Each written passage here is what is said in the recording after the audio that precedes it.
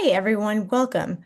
I received an email earlier and it was from ADDitude Magazine, one of their marketing emails. And I usually, first of all, I love ADDitude Magazine. It is a um, research-based ADHD magazine that has a lot of different great articles and um, really great things. And you can get it all digital. So, yay.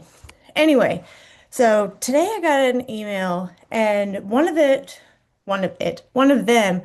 were talking about it was 13 slogans, I think, or like things for ADHD to live by.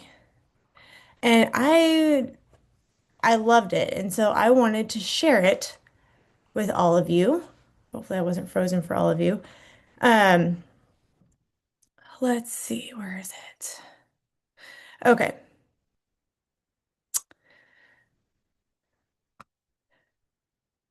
Okay, yes.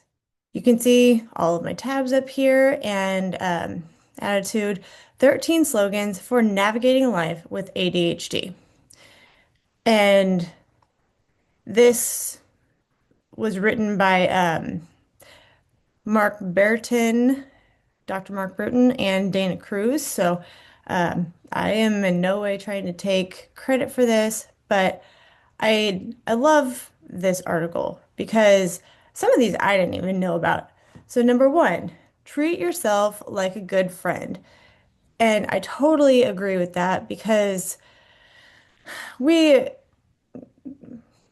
I mean, we're probably sassy to our best friends or our good friend or something like that, but um, we're we have a lot of inner critic with ADHD, and so trying to treat yourself like a good friend and you don't you don't need any more negative.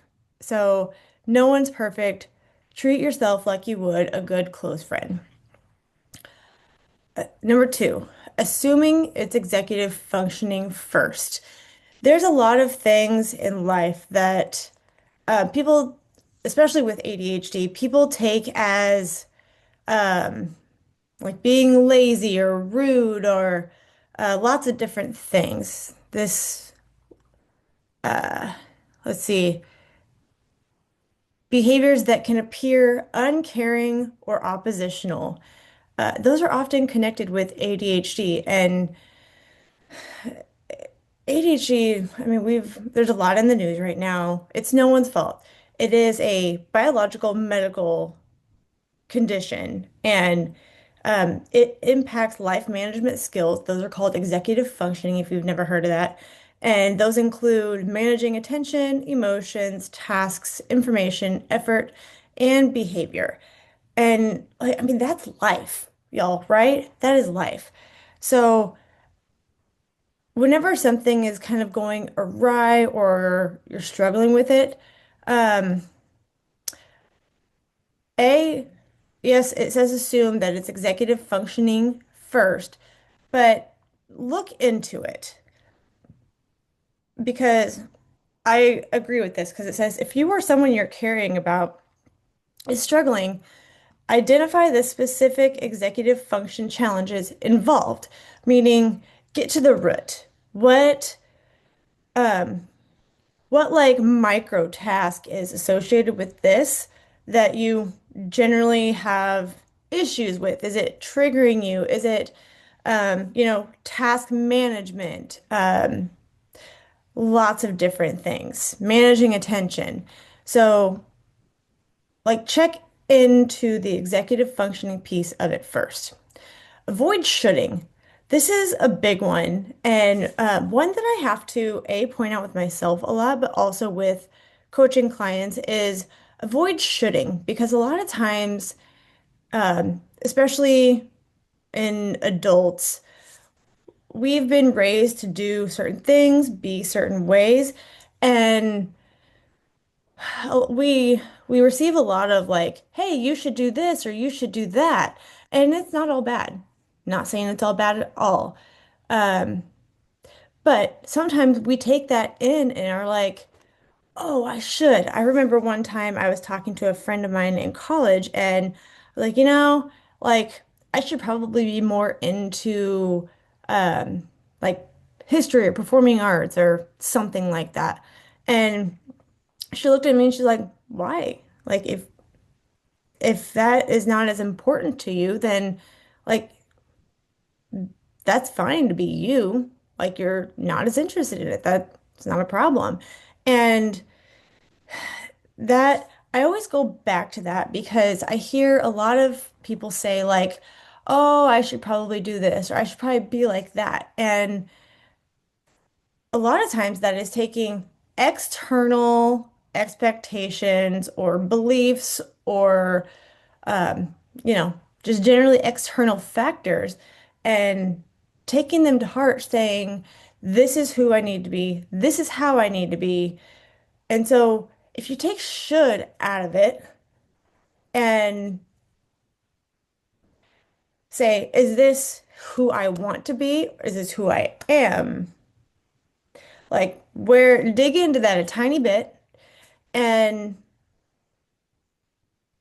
go from there. But watch out when you hear that word should, because that doesn't necessarily mean that it is something you should do. And kind of like this little explanation down here says, it compounds stress and breeds unrealistic expectations because a lot of the times these expectations are coming from external factors. And it, um, like I have a lot of people that will say, "Hey, Lauren, you should do this or you should do that." And I'm like, "Okay, should I?" And it falls right off because I'm like, "Yeah, well, you should do a lot of things too." So there's that. Number four, keep track of nothing in your head. You will, like, there's a lot of people who have great working memory, great everything else. Um, that is not generally ADHD people. And I mean, I I write everything down. I always have my planner. And you've got that electronic device that is generally attached to your hip, or if you're like me and you leave it all over, that's because it usually is, and I have to go find it somewhere. I digress. Squirrel, sorry. Um, write things down. And I thought this was a really great explanation because it says, let go of the idea that you should, there it is, be able to remember things. Distraction and forgetfulness are part of ADHD. Yeah, we wish they weren't, but they are. And so you may know, like it says, you may know protocol by heart, but there's always something to go back to the basics to double check because a lot of times when we get on autopilot, that's when maybe things, maybe we forget something because we're so on autopilot that we're like, oh yeah, I didn't go through the checklist. I was on autopilot and it got skipped. Um, and it doesn't matter what writing it down looks like for you. I have a few different methods. My physical planner, my calendar on my phone, computer, my Gmail calendar, my Apple calendar, as well as um, I use Todoist for lists and reminders because it sends me a push notification as well as an email. And I think it's very user friendly and that works for me. But whatever works for you. And then you don't have to sit there and worry about if you're going to remember it because you automatically just plug it into somewhere to be that external factor for you. You just have to remember to get the right time if that's a thing.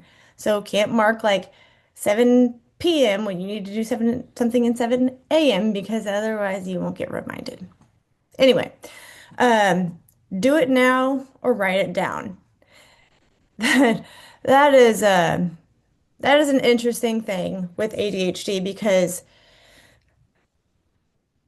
well, we'll get to that. But if you think something that needs to be done right now and you can do it right now, absolutely. There are some things that I know I need to do. And like if I get an email that I know is coming and I have to respond to it, you bet I will just get it done. And everybody's like, wow, you're fast. I was like, well, I got to get it done now so I can have it off my plate because otherwise I won't get it done and it won't happen and it will get lost in my email. Um, and this right here says tasks tends to happen in two time zones with ADHD. I like how it phrases that with two time zones. Not now, now or not now, which a lot of the times, unfortunately, it's right that not now sometimes does mean not at all because out of sight, out of mind. But when you make that intentional and internal decision not to do it right now, it has to go somewhere on your planner, in your to-do list, maybe both, so that you can remember to do it later. I actually do this when I am like driving. I will, if I need to remember something in like an hour or like while I'm driving or something, I will set a reminder for 45 minutes later saying, hey, you need to do this because I know that when I get to the end of that drive, I will not remember what I was supposed to do. And then I have my pop-up push notification with my reminder. So do it now or write it down. Make sure it's somewhere. If it is not scheduled, it is not happening. Whew, is that true?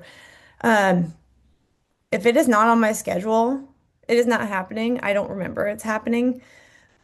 We struggle with this in my household because um, heck, we'll forget to put it on the calendar, or um, I will have it on my calendar and I will forget to switch it to the family calendar. It's a whole thing. But if you want to accomplish something, no matter what it is, a task, set break times for yourself, make it doctor appointments, um, put it on the calendar. And that will help with the procrastination and the task avoidance. Um, I I have my break scheduled at a certain time every day. And in the notes of my break, I have the things I need to do because otherwise I'm going to get to my break and I'm going to be like, I have no idea what I needed to do. I need to do a lot. And that includes things that you enjoy doing, not just that to-do list that you have to get done. So, this helps you address the procrastination and task avoidance, like it says. Whew, big one. Number seven, not everything is urgent. And this is so very true because we ADHDers sometimes have issues with this because um, we want to like front load the beginning of our week and we're like, I'm gonna get all this done today. And then that doesn't happen. And then we feel like a failure because even though we had enough tasks on Monday for the entire week, we're like, oh, I was supposed to get all this stuff done today. Well, maybe be more realistic. So, urgent and important are not the same. Urgent tasks would be like immediate deadlines or a crisis or something that needs a quick turnaround. Important, while yes, obviously important, maybe it doesn't need to be done right away. Maybe it can be later that day or tomorrow, or maybe it can be something that you delegate. It is important, but you can delegate it to somebody to get it done at now at a different time. Um, this goes, it's kind of talking about long-term goals, and I think that's exactly right. We sometimes, like especially with goal planning, we think, oh, if it's important, it needs to be done right now to support that goal. I need to move forward on my goals, and it's not. That's not necessarily true. And again, it says your whole to-do list may feel urgent, but like small little distractions can pull away. Um, get a call from the kid's school or, whatever else. So there's not a whole lot worse than um, having a self-created feeling of always being behind, like just never being able to catch up. And I know a lot of ADHD people who feel that way. Um, Eat the frog first. So this is a quote that is comes from Mark Twain, and saying if you must eat a frog, do it first thing in the morning, meaning get the stuff, get the difficult things that you don't want to do, get those done first because then you can stop thinking about it, get it off your plate. Tackle the most difficult things first. I know there are some times where there are some time management strategies where it'll say three most difficult things of your day need to be done before 10 or done before noon, something like that. And kind of the same concept. Um, you know, like it says, everyone avoids unpleasant tasks. That is not just with ADHD, but when you have ADHD, aversion can get very overwhelming, and then it's more procrastination and avoidance. Um, and then again, it says it becomes a pattern, and then it individuals can internalize the experience, and it leads to embarrassment, guilt, and shame. And we don't need to put that on ourselves. Asking yourself, is this complete? This this is hard because we get distracted and then we move on and um, we meant to complete it. We really did. But it says before completing a task or activity, make a habit of pausing before transitioning. I am really, really bad at this. I'm getting better, but I'm not good at this. So yeah, not everybody's perfect, so nobody is perfect. Not everybody. Anyway, um,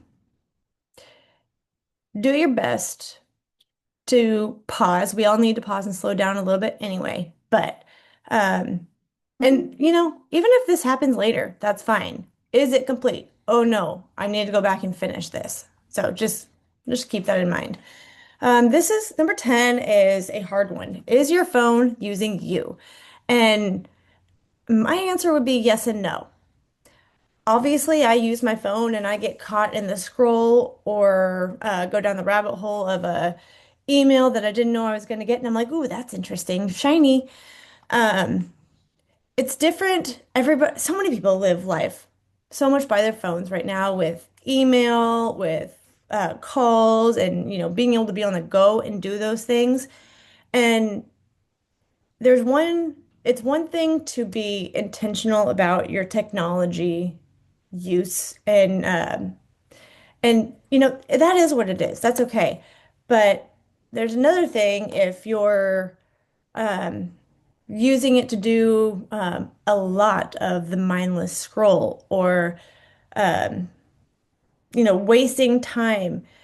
And I've gotten a lot of questions before of, well, it's probably not a good thing that I sit on my phone for a little bit and play a game. And I challenge that because um, if you if you do it in moderation, like maybe 15, 20 minutes of like just playing a game that you really like, I don't think is a bad thing because especially for ADHD people, it helps your brain turn off for a minute and unplug. And especially if it's something that you enjoy doing, I don't think that that's a bad thing. Again, if you do it for hours at a time or hours of the day, that may be a little bit different and something to look at, but is your phone using you? Is that dang algorithm and, the tracking to show you everything that you want to buy, is it using you or are you using it intentionally to keep up with emails, your to-do list, whatever that looks like? So keep in mind because, what do? When you get bored, you pick up your phone and, go to social media. Oh, simple is not easy. This is something that I struggle a lot with because this has a lot to do also with my own executive functioning and the things that I struggle with because like um, scheduling things should seem easy. And honestly, this differs with persons because my husband and I are both ADHD, very, very different. ADHD. And some things he's like, I don't get why you have such a hard time with this. And I'm like, I don't get why you have such a hard time with some of these other things, but here we are. And some things that seem simple to other people, remembering tasks, being able to, complete the tasks or doing one thing at a time, not forgetting things, scheduling a dang doctor appointment, all those things could be seemingly simple. But simple does not mean it is easy. That when you, I love the reels of people like giving a to-do list and it'll have like three things on it, right? And it's like, why can't you do these three things? And I'm like, do you want to see what that to-do list looks like in my head? And I'm like, okay, clean this. That means go get cleaning materials, do all these things in between. Make sure you have rags, get those rags in the laundry. Next thing is make dinner. Okay, well, first, I hope I know what I'm making for dinner. Second, get all the ingredients out, get this cooked, keep things kind of clean. And like, it's not as easy as just one, two, three. The other day, I was helping my husband with something outside, and he was giving me instructions. He said, okay, go grab this. And I said, and he goes, go grab that and then come back and I'll tell you the rest because if I tell you any more, you won't remember it anyway. And I'm like, oh, and here we are. Like, that is exactly what I always tell him. I'm like, I need you to tell me two things at a time because I don't remember the third thing past. And then you're going to get mad at me for not knowing those things. So, simple is not easy. Sometimes it is, but simple is not always easy. Um, Short-term safety net, long-term plan. This one I had to read a little bit more into, but executive skills do not change overnight. This is a big one with like kids and making new routines for either kids and or adults. Short term being, okay, you're making a new habit and it's going to take a little bit more support. Or maybe if you have a ADHD, either an attentive or hyperactive kid, they might get easily distracted or may be daydreaming, and you got to go check on them a couple of times, even though you should be able to say, okay, go get ready, brush your teeth, get your backpack together. Yeah, not that easy.